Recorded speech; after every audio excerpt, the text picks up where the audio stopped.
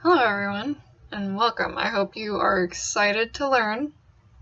This is the Chronicles of High School Grammar, the Apostrophe. But no, it's really not that hard, and we're going to have a great time learning it.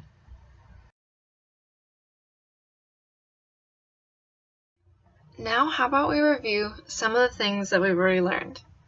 An apostrophe indicates a possessive and a singular noun. For example, the fawn's umbrella. It can also indicate time or quantity, 5 weeks' worth of adventures. It indicates the omission of figures and dates. For example, The Chronicles of Narnia by C.S. Lewis was published in the 50s. Last of all, it indicates the omission of letters. For example, it's time to go back to Narnia, or you shouldn't sell out your family for sweets. You would think that would be obvious, but some characters had problems with that.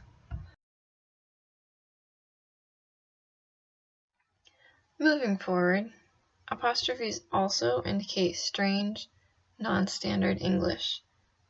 An apostrophe in dialogue, often accompanied by unusual capitalization, signals a strong or less polished accent. For example, "Look 'ere, Strawberry," said the cabby, "this young gentleman has something on his mind that he wants to talk to the lion about.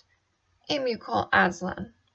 Suppose you was to let him ride on your back, which 'e'd take very kindly, and trot him over to where the lion is." One of my favorite characters from The Magician's Nephew. And for one more example, by the same character, "Glory be," said the cabby, "I'd have been a better man all my life if I'd known there were things like this." Also The Magician's Nephew. I do apologize for how I just butchered the British accent, but you get the point.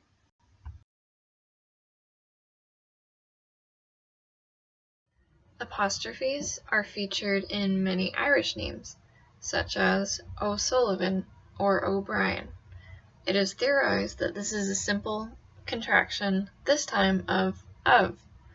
Fun fact, the O in Irish names is an Anglicanism of ua, meaning grandson.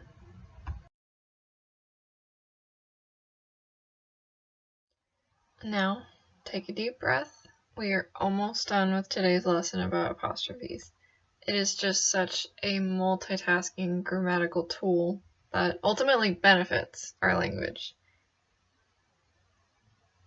It indicates plurals of letters. For instance, there are 2 D's in Edmund's name. Or, how many A's are in Cair Paravel? Also, she crossed her T's and dotted her I's.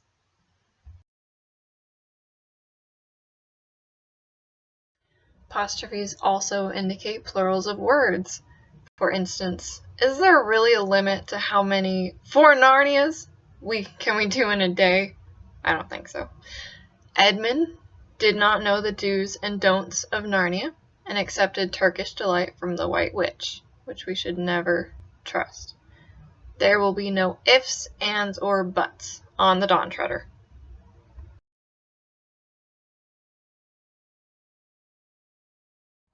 Okay, you can go ahead and pat yourself on the back. You've learned so much about apostrophes today. Maybe relax, shout out for Narnia at one point, and if you have not read The Chronicles of Narnia, then I encourage you to go and buy yourself a copy and read it because it is wonderful. And now for a fun fact. The country from which most of the characters of The Chronicles of Narnia reside in do not use apostrophes in the plurals of abbreviations like CDs or plural dates, the 1800s, like in America. We still use the apostrophe for CDs in 1800s.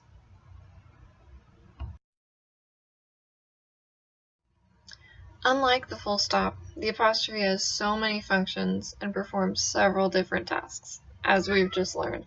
Hopefully, you will now be able to appreciate how much our dear friend the apostrophe does for us. I hope you can leave here standing a little straighter and being a little more bold in your defense of the apostrophe, which is too often abused and underappreciated.